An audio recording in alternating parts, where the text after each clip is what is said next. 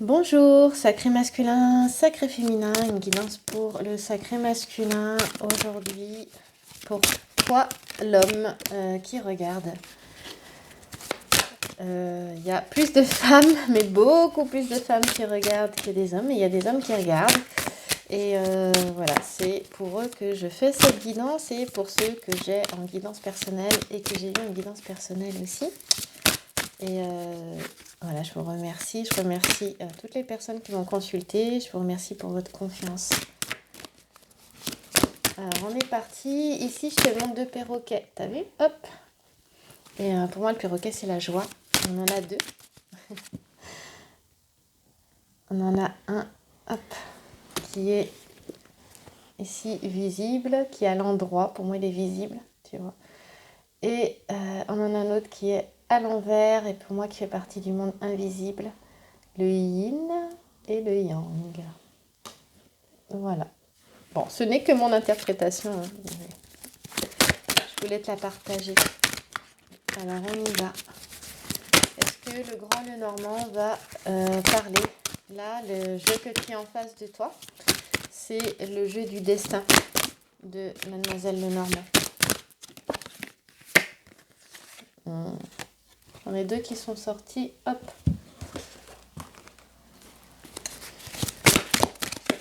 J'ai un masculin qui avance, qui avance, qui avance, qui avance. Il monte, il grimpe malgré les difficultés, malgré les soucis. Regarde. Il est en train de grimper la montagne. Voilà.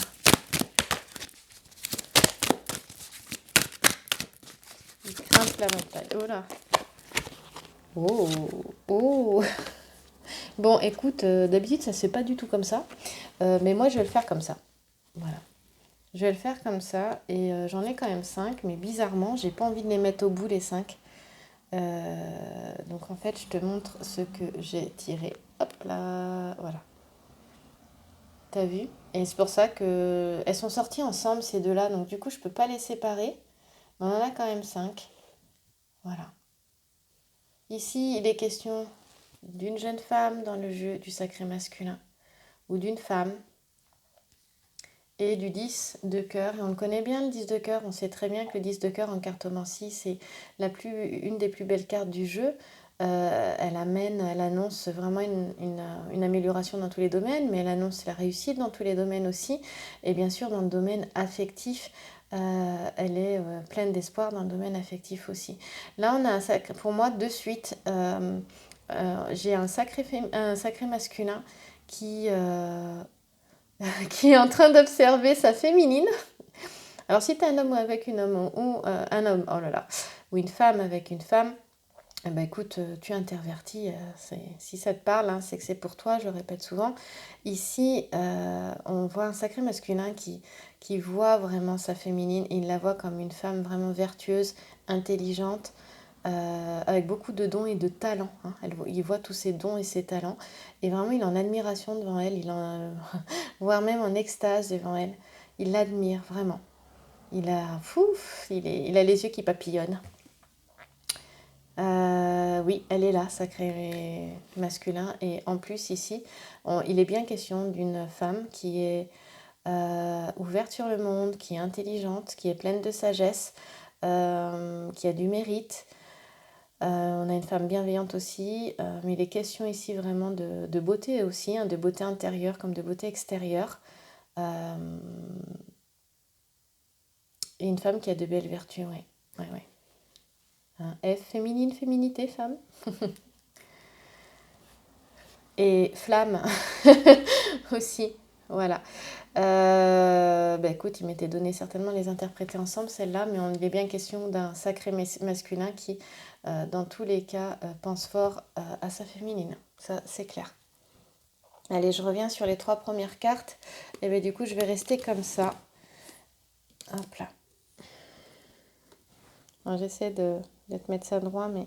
Alors, je suis un peu challengée par le temps, donc ce que je te fais là, ça va être un challenge pour moi parce que je suis un peu en retard. Je donne bientôt un cours de yoga et j'ai pas vu le temps passer, mais je voulais te faire cette vidéo quand même parce qu'après, j'aurai pas le temps.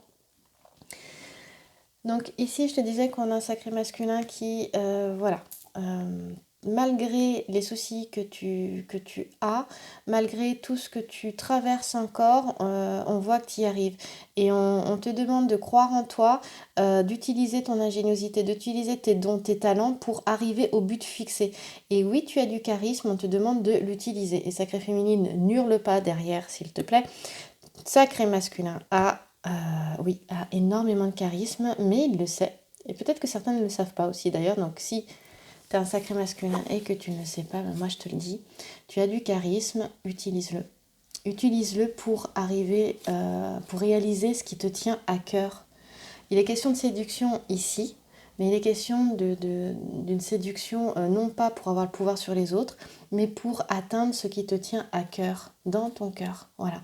Et peut-être bien qu'il est question d'utiliser ta séduction pour... parce qu'on voit qu'on a quand même un 7 de cœur ici. Ouais, il y a une pleine transformation. J'ai vraiment 3 alchimistes ici quand même. J'en ai un ici, un là. Donc, passé ici, futur ici, présent au centre. Et hop, le futur, il est là. Mais ça me parle aussi du présent là. C'est-à-dire que je l'ai vraiment au centre. J'ai ici futur, passé, présent, futur au centre sur ces 2 cartes-là. Et tu vois, il est aussi question d'un alchimiste ici. Voilà. Donc, là, on a vraiment un... Ouais, on a un masculin qui évolue, qui avance, qui malgré les difficultés, de toute façon, va réussir à surmonter les épreuves. Il est en train, ça lui demande encore des efforts. Il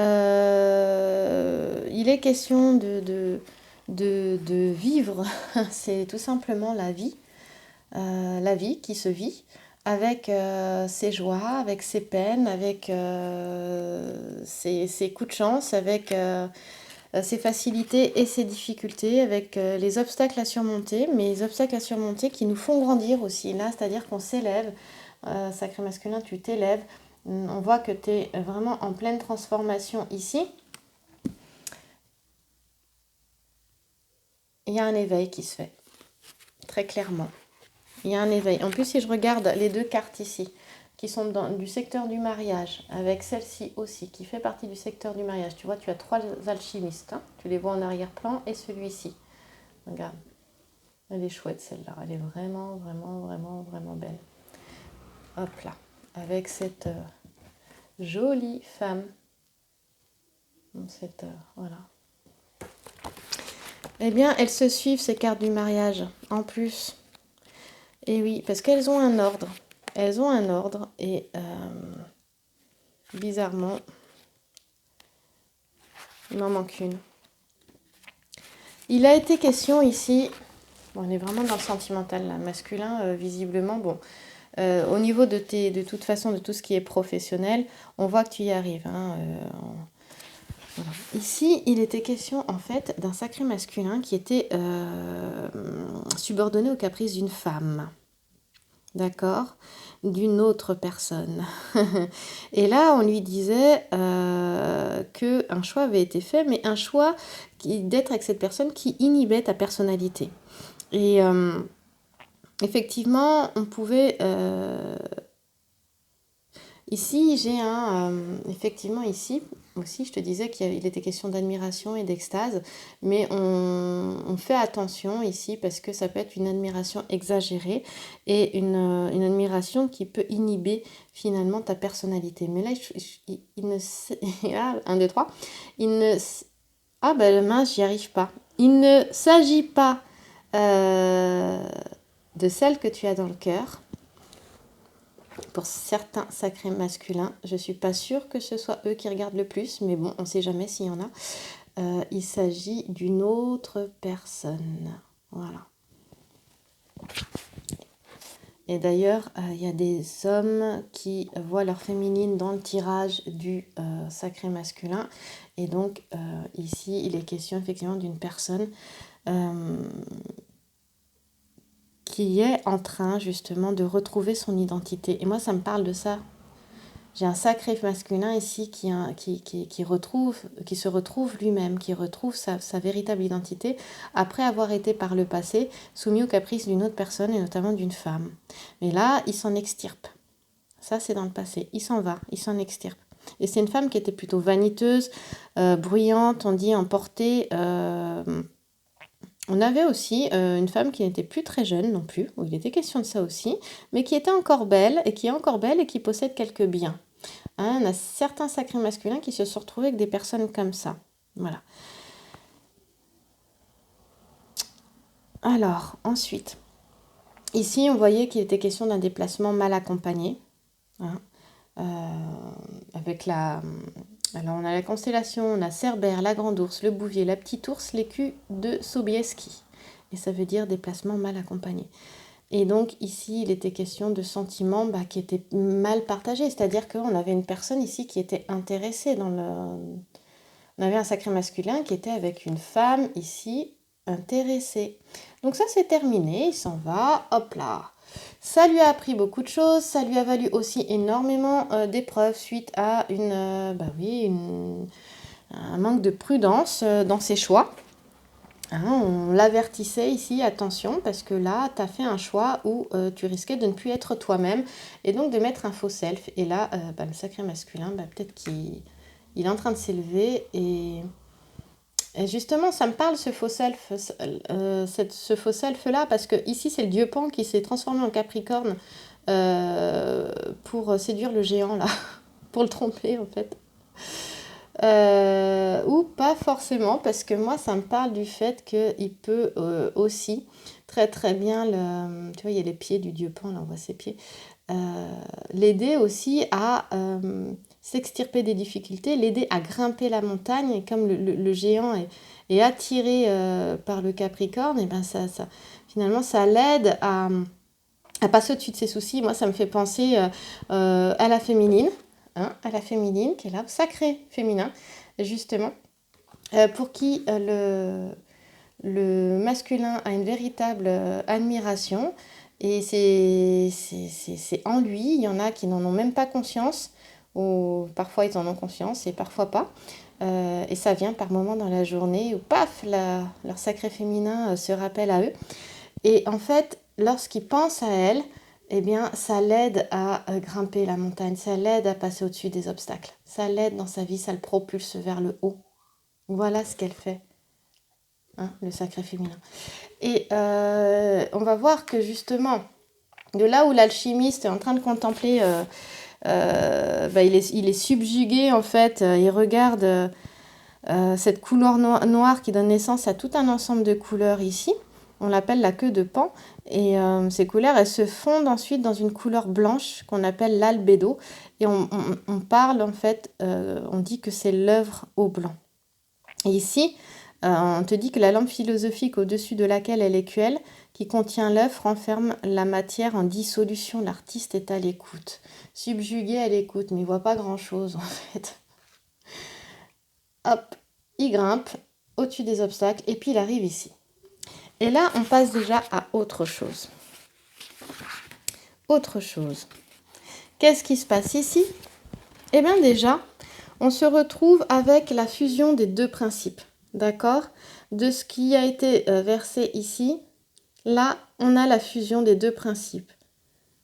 Voilà. Alors cette étape, la fusion des deux principes, on te dit qu'elle a eu lieu à l'étape précédente.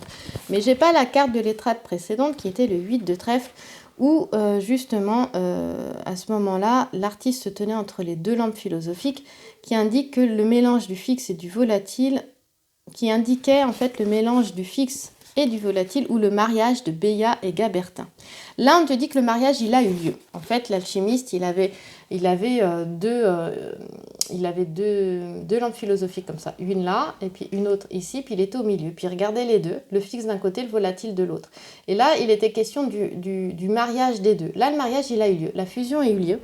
Et on te dit que... je me perds, faut pas que je me perde quand même. Je sais plus où je suis.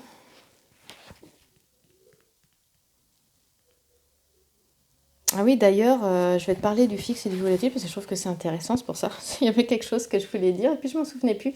Euh, Au départ, on est parti ici, mais entre les deux, il y a une autre étape. Il y en a même, je regarde combien il y a d'étapes entre les deux. Non, il y en a une autre, voilà, il y a une autre étape. Et dans cette autre étape, je t'ai parlé de fusion et de mariage, mais c'est la fusion du chaud et du froid, de la polarité masculine et de la polarité féminine. C'est l'énergie chaude d'un côté qui contenait en fait à gauche on avait la lampe la lampe philosophique qui contenait le soufre en fait et le soufre c'est l'énergie chaude, c'est rouge, c'est mâle, c'est solaire, hein, ça représente le fixe. Et je te parlais du volatile, donc c'était la lampe philosophique qui était à droite, donc dans le 8 de trèfle, la carte là qui n'est pas sortie, mais c'est l'étape entre les deux, donc entre celle-ci et celle-ci, donc je t'en parle. Et dans cette lampe de droite, on avait le mercure. Et le mercure est une énergie froide, blanche, femelle et lunaire, qui représentait donc le volatile. Et là, les deux, il y a eu la fusion des deux ici. Donc déjà, entre les deux, on avait un bonheur, un épanouissement. Et on voit qu'en fait, il est en train d'y aller. On peut imaginer que la carte du 8 de trèfle est tombée, que j'ai eu cette alchimiste entre ces deux lampes philosophiques. Et le masculin, il en est là en fait. Hein, il est en train de marier le fixe et le volatile. Il est en train d'unir son énergie chaude et son énergie froide. Hein, son pôle mâle et son pôle femelle. C'est le rouge et le blanc, le lunaire et le solaire. Il est en train de le faire, ça, à l'intérieur de lui. Et s'il le fait, ça veut dire que le sacré féminin le fait aussi. Et ensuite, là, on arrive où la matière est en train de devenir pierre. Et la pierre représente la connaissance. Et elle a pris forme pour aller plus loin dans l'évolution, cette pierre. C'est-à-dire que le sacré masculin, là, il a connaissance des choses. Il a accès à une connaissance beaucoup plus profonde. Il est, oui, en plein éveil spirituel, mais c'est vraiment profond. C'est-à-dire qu'il revient vers lui-même. Il se connaît mieux, il découvre des choses sur lui-même, il a accès à cette connaissance profonde. La pierre, hein, la matière est en train de devenir pierre. Et qu'est-ce que cherche, je ne sais pas s'il cherche l'alchimiste, mais quel est le travail de l'alchimiste? C'est que la matière devienne pierre, et cette pierre, c'est la pierre philosophale. Donc ici, on arrive sur la troisième phase de l'alchimie. Et on voit bien que c'est relié au sacré féminin. Là, ce dont ça me parle, c'est que vraiment, il y a un travail alchimique entre le masculin et le sacré masculin et le sacré féminin qui est vraiment profond. Et on voit tout ce travail qui est en train de se faire chez le sacré masculin. Parce qu'après, qu'est-ce qu'on a? Donc, je te l'ai montré. Hop, c'est celle-ci. D'accord? Paf. Et là, l'alchimiste, on voit qu'il a les bras croisés. Et il est en train d'observer justement la matière, qui cette fois-ci s'est fixée, qui est devenue gris clair. Bon, voilà. Je ne sais pas si tu arrives à voir. Il va zoomer. Ouais, hop, oui, tu arrives à voir. Tu vois? Gris clair. Bon, ouais. Clair, pas clair. Je vais rester comme ça. Voilà. Et tac. Ici, en fait, il te dit que les deux principes initiaux réapparaissent, c'est-à-dire qu'on a le rouge et le blanc. Ici, il s'agit du roi rouge, donc le soufre, dont je te parlais tout à l'heure. C'était le fixe, le soufre des philosophes, donc la polarité masculine, mâle, qui sort des entrailles de la reine blanche, énergie blanche, énergie froide. Le roi rouge, c'est l'énergie chaude. Et c'est le soufre des philosophes. On te dit qu'il sort des entrailles de la reine blanche. On parle de Mercure ou de la rose blanche. Et là, il sort des entrailles de la féminine. De quoi ça parle en fait, cette histoire? Ça parle du fait que du travail du sacré féminin sort le sacré masculin. Et ça me fait penser à une grossesse. Ça me fait complètement penser à une grossesse. Voilà. Un travail de 9 mois quelque chose comme ça. Vraiment pour une profonde, pour une naissance. C'est une naissance tout ça, toute cette transformation alchimique là. C'est une naissance. Naissance de vraiment du meilleur de soi-même. Un travail de l'âme.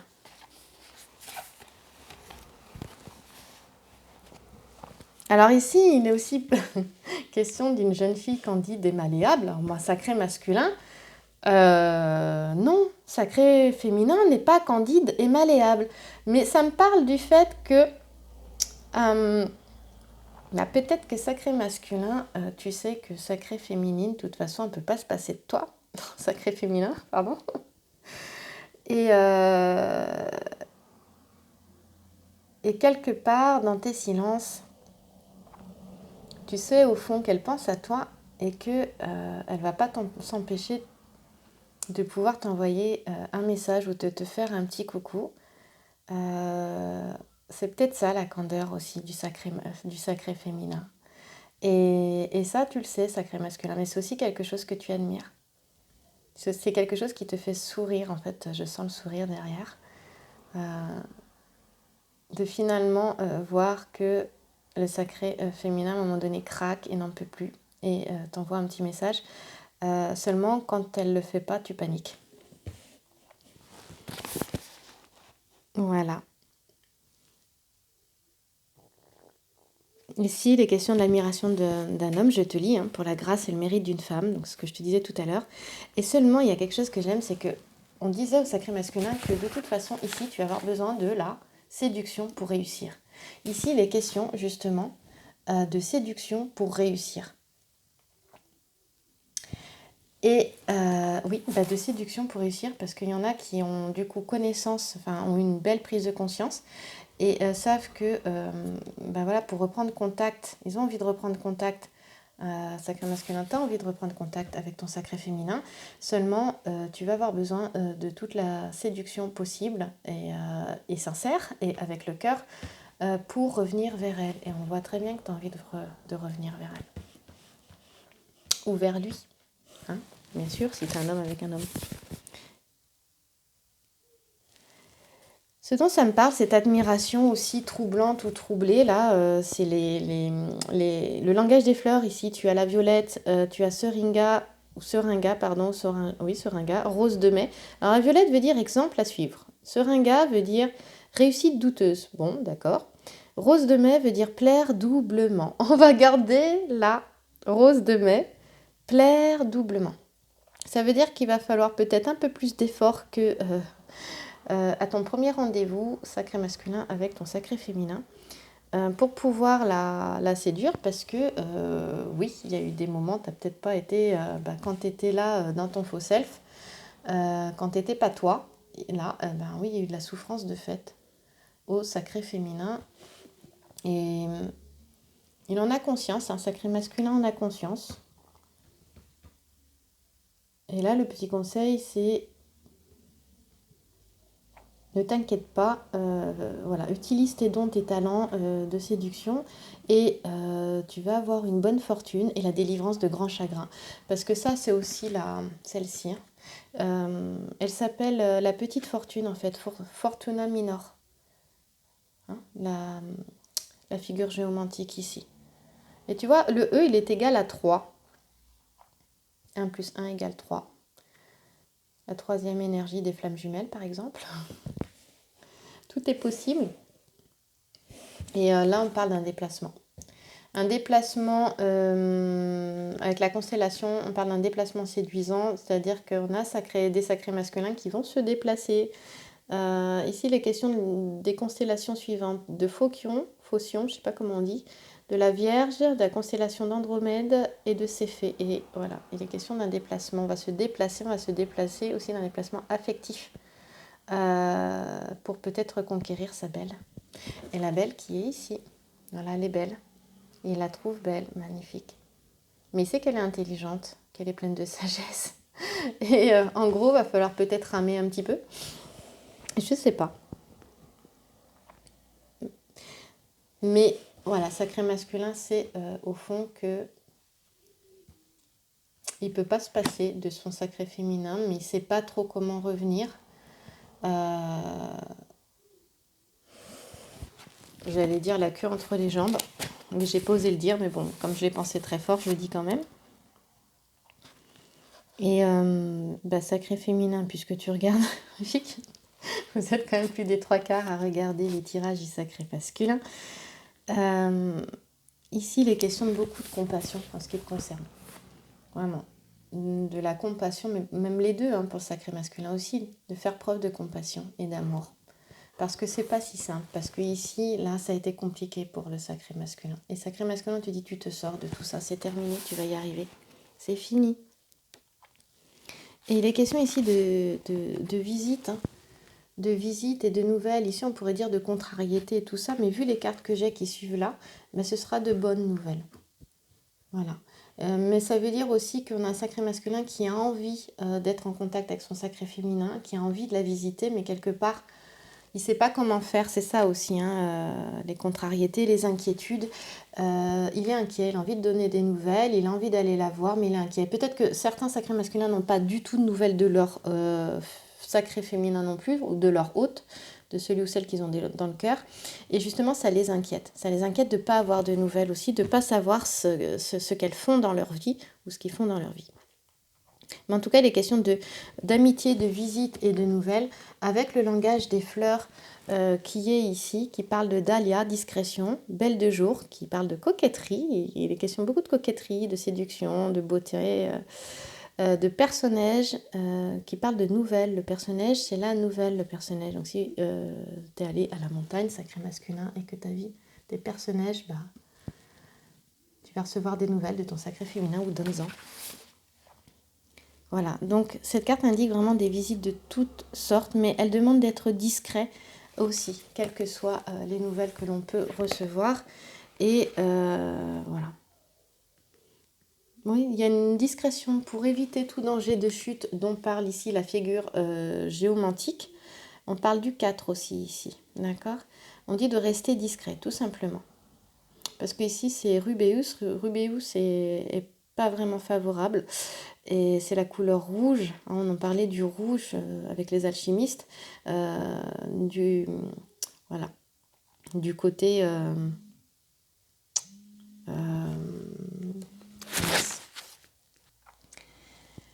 Alors voilà, j'ai été dérangée un instant, donc j'ai fait pause, je reviens.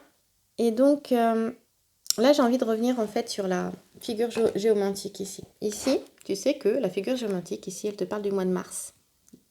Elle te dit, voilà, elle peut te dire aussi dans un mois. Voilà, mais on est quand même début mars. Et mardi. Et tu vois Ici, il est question de transformer pour moi les bases énergies matérielles.